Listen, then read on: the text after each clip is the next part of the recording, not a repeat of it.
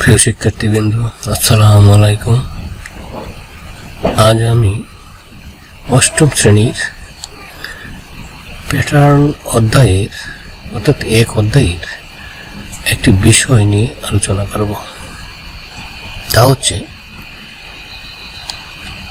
একটি সংখ্যাকে দুটি বর্গ সংখ্যার যোগফল আকারে প্রকাশ করা।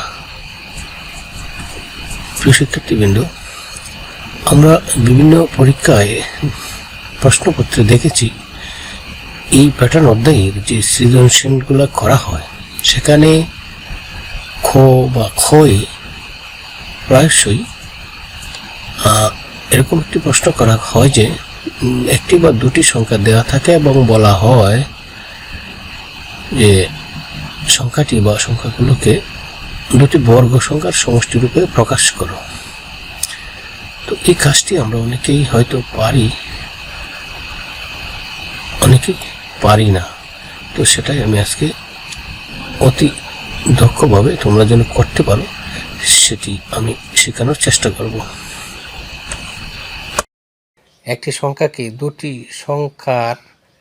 দুটি বর্গ সংখ্যার যোগফল আকারে প্রকাশ করার কৌশল।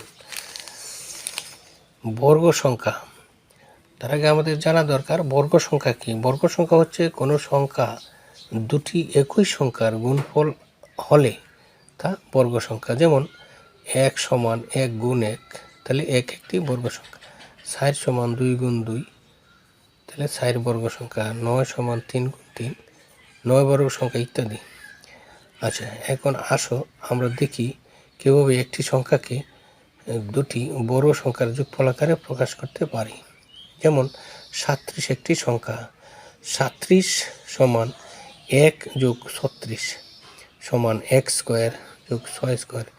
এখানে 1ও বর্গ সংখ্যা, 6ও বর্গ সংখ্যা, সুতরাং এই ক্ষেত্রে খুব সহজেই আমরা দুটি বর্গ সংখ্যা পেয়ে গেছি। কিন্তু 40 সমান 1 যোগ 39, এখানে 1 বর্গ সংখ্যা হলেও 39 বর্গ সংখ্যা নয়। তো আমরা কি করব, 40 থেকে এই 1 ছোট সবচেয়ে বর্গ সংখ্যা বিয়োগ করব, করে দেখব কত হয়। তা যদি বর্গ সংখ্যা হয় তো ভালো, না হলে আমরা পরের বর্গ সংখ্যা 4 তা লিখব এবং 40 থেকে এই সংখ্যাটি বিয়োগ করে দেখব কত হয়। যদি বর্গ সংখ্যা হয় তাহলে হয়ে গেল। যেমন 40 সমান 4 যোগ 36, এখানে 4 সমান 2 দুগুণে 4, 2 স্কোয়ার এবং 6 স্কোয়ার। সুতরাং আমরা দুটি বর্গ সংখ্যা পেয়ে গেলাম। এভাবে বড় সংখ্যা হলেও ক্রমান্বয়ে নিয়মটি ব্যবহার করে একটি সংখ্যাকে দুটি বর্গ সংখ্যার যোগফল আকারে প্রকাশ করা যায়।